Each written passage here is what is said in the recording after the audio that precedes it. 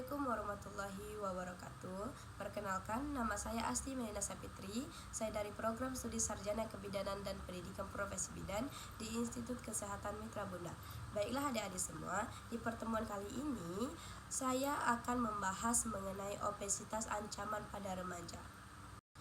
Baiklah, di sini pasti adik-adik semua sudah mengetahui kan apa sih yang dinamakan dengan obesitas. Nah, jadi obesitas itu adalah suatu jenis penyakit metabolik yang disebabkan oleh adanya akumulasi lemak yang berlebihan.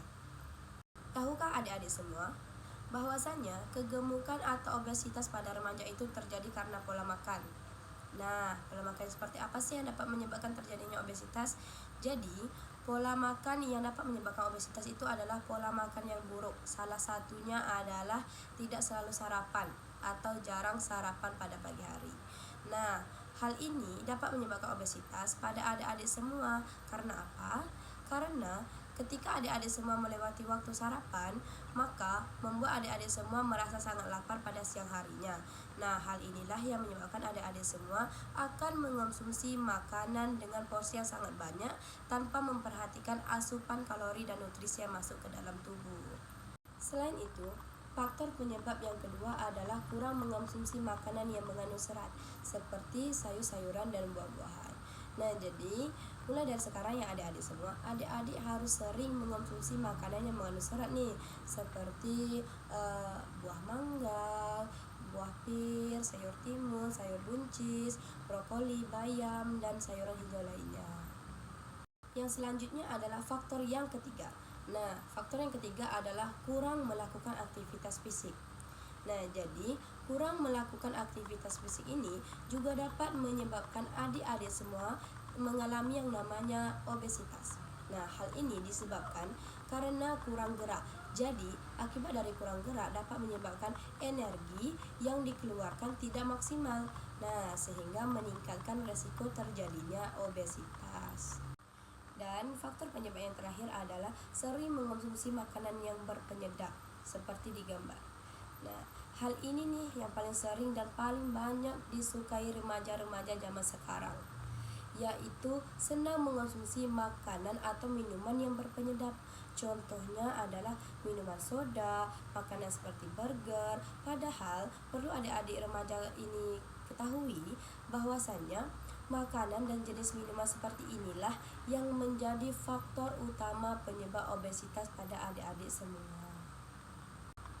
Yang selanjutnya adalah pencegahan. Nah, agar adik-adik semua ini terhindar yang namanya obesitas, maka mulai dari sekarang dapat kita cegah dengan cara mengonsumsi makanan sumber karbohidrat kompleks seperti kelompok padi-padian dan ubi-ubian, yaitu 3-8 porsi per hari, tergantung kepada kebutuhan tubuh. Selain mengonsumsi makanan sumber karbohidrat, cara pencegahan yang kedua adalah atur pola makan dan minum. Nah, perbanyak konsumsi buah dan sayur-sayuran, banyak aktivitas fisik, dan hindari stres dan juga cukup tidur. Baiklah adik-adik semua, sampai di sini. Jika adik-adik semua ada pertanyaan, adik-adik bisa komen di kolom komentar.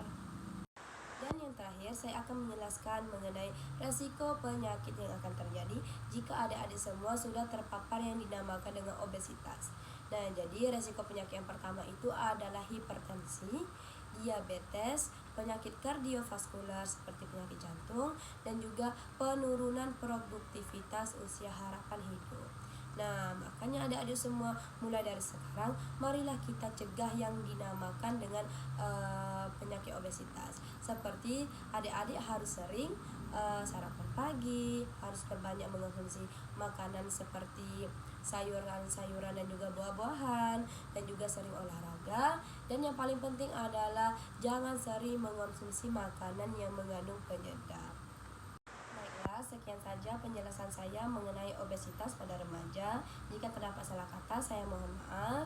Wabillahi taufiq wal hidayah. Wassalamualaikum warahmatullahi wabarakatuh.